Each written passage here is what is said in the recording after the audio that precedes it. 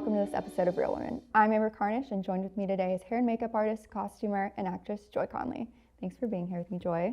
Thank you for having me. Always fun to talk about women in film. Of course, yeah, I'm excited that you're here. So can you just tell me a little bit about yourself before we get started?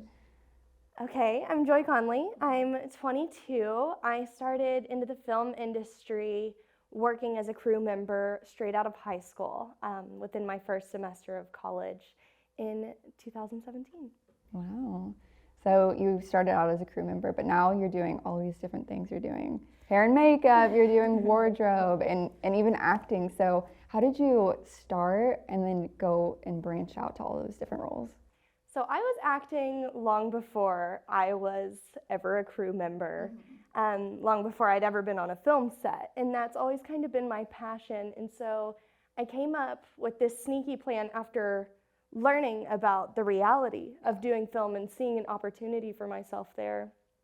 I was like, oh, I'll just do whatever, because I knew props were interesting to me, makeup was interesting to me, hair, and I was already, kind of fluent in some of those areas. So that was naturally what I went into first, was the hair, makeup, the costumes. My first gig ever, and it was just because they needed somebody so bad. Yeah. It was God's Not Dead 3. Okay. And my film professor at the time he's so wonderful. He really focused on getting us into the field instead of being stuck in a classroom. And he heard that they needed a costumer, like a PA and intern, and threw my name out there. Yeah. And I just jumped on the phone with them and tried to pump myself up as much as I could. Yeah. And it's really unfolded from there. That's awesome. It's been quite the journey. Yeah. But awesome. I would like to return back to acting more than anything. And I've been kind of playing double duty on a lot of the films I get hired to do makeup or to do costumes on as a smaller role. But I'm ready to transition full time. I started having nightmares about juggling both of them and not doing well in either. Right. So I'm ready to really focus on one. Focus on acting again. Well, I'm excited for you. Thank excited you. to see what you do in the future. Yeah, but that's also kind of like very similar to my first experience on a feature. My first feature was Freedom's Path, which is where I met you. Yeah. And I knew a girl from Rock Hill, and she threw my name out, and I got a call, and they were like, do you want to work as a locations PA? And I honestly had no idea what a locations PA was, but I was like, well, I want to be in movies, so I'll do whatever. So yeah, that's how I got started. And I was like, same thing. I was like, I don't know any of these people. Right. And then I know that you guys like all work together a lot. So it's like this like community's already built. And then I was just like, all right, I'm here. But now that I've worked more and more, I'm like really close with a lot of people, and it's really like fun to see that growth and that community that's built within the filmmaking community around here. It's really fun that you bring that up and to kind of reflect on how far I've come, just comfortability on set wise. I was so terrified, and just like you said, showed up, hi, here I am, what do I do? Yeah. And which is a great attitude if you're just starting. But yeah, I worked a movie about 2 months ago now, and there were only 2 crew members on it that I hadn't met before. Oh, really? They sourced everybody locally, even the DP, and it was all people I'd worked with so long, and all those jitters were so worth it. Like being in that family is something I can see now from that perspective, and it and I bet that made the whole set like feel a lot more like comfortable, and it was just like it was a family reunion. Yeah, it was my favorite set I've ever worked on to this day. I ended up getting super close with a couple of the actresses too, and the whole thing was wonderful. It's called Cult. That's what made it so great, was having that familiarity with the people you've worked with, and that really is worth it. That really is encouraging to the younger me, looking back, going, Yeah. I don't know a single person here. I Yeah. don't know what I'm doing. Yeah, you kind of you look forward to being like, oh, I'm gonna go to work because I get to work with my friends. So going back a little bit more, talking about hair and makeup and even wardrobe, you know, I'm somebody that, and I'm sure you completely agree, but like hair and makeup and wardrobe really has that power to like portray a character in a huge way. Like there's so much that goes into it that people I don't think realize. So can you tell me a little bit about what may be the craziest, or maybe not the craziest, but just the most intense work you've had to do on somebody? The genres that I've worked in most of the time are pretty realistic, pretty rudimentary, no makeup look, kind of small things. But I did do a short that was fantasy towards the beginning of my career. And it was actually really fun. I was doing makeup and wardrobe for mimes.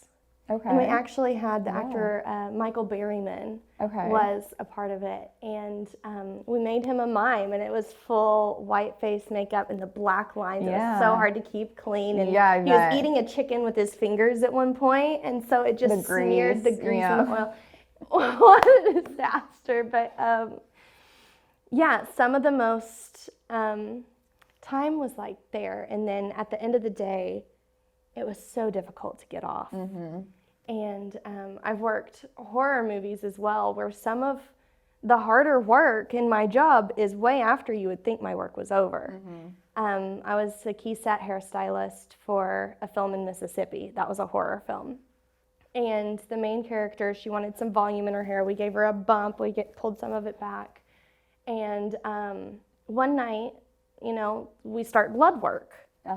And they poured it right on the crown of her head. And it got so stuck on top of all the T's in her hair. And this poor actress at the end of the night, and I just think this is so crazy. I could have never guessed that this is what I would be doing at work. She asked me to help her, like, in the shower, like, wash it out and, like, detangle it. We spent, like, 45 minutes detangling her hair. So, those are some of the, like, just crazy wild things you don't expect. Right. I bet there's a lot more that you would think, just, like, on surface level. Right. And it's always really crazy to me. If sometimes you'll get an actor or an actress who likes to bring their own clothing, their own costume in, and that's always a very delicate situation. It's really fun too, though, to work coincide. Some actors don't care. Some actors really care about their costume and kind of want to walk through it with you. It's very interesting. Yeah, I bet. Yeah, I have a lot of fun. respect for people that do hair and makeup and wardrobe, because it's like something that I know nothing about, but it's like I feel like a lot of respect towards like roles that I don't really know much about, because it's like obviously they're there and they make the film happen, so it's like really cool. Yeah. It's really fun. And one of the things I never guessed before I got in the middle of it and really saw it happening is how much of an emotional impact they kind of have on the actors. We're the first people they touch every day is the makeup artist, and you are there and it's so close, so you kind of have to be energy sensitive and try to get them to come to set in a good mood as much as you can. And drama goes down in the hair and makeup chair. And I've been in several situations where I've myself or my lead makeup artist will literally talk an actor down from quitting. Because they'll come in, they'll talk to the AD team, they'll get all flustered out, maybe there's a housing problem or whatever. And I've seen actors seriously change their mind about leaving a set in the hair and makeup chair. See, that's something I would never guess. So you literally, I feel like hair and makeup's like, that you don't realize how much they make a difference. And not just like visually. Exactly. So changing topics a little bit, what does being a woman in film mean to you? To me, being a woman in film has taught me a lot about standing up for myself, standing up to yeah, I drove those miles. I need that on my paycheck. No, Right. you can't wait a week later to give me that. I'm not going to do whatever, et Yeah. cetera, et cetera. Knowing your worth. Right. And not that the film industry is a horrible place that wants to demean us all, because as soon as you kind of make that little mentality switch, like I'm going to look out for myself, and you've got your other girls too, like helping you and coming through for you, they seem to notice. Yeah. And so far in my experience, the film industry has no problem with an empowered woman. Yeah. But it was my experience that I kind of had to prove that I wasn't going to back down Right. and give up and be Yeah. weeded out. Yeah, and that's really good to hear. Yeah, I think it definitely helped my confidence too. When I first started out, I started out in high school. That's when I was like, I want to do film, Yeah. like as my career.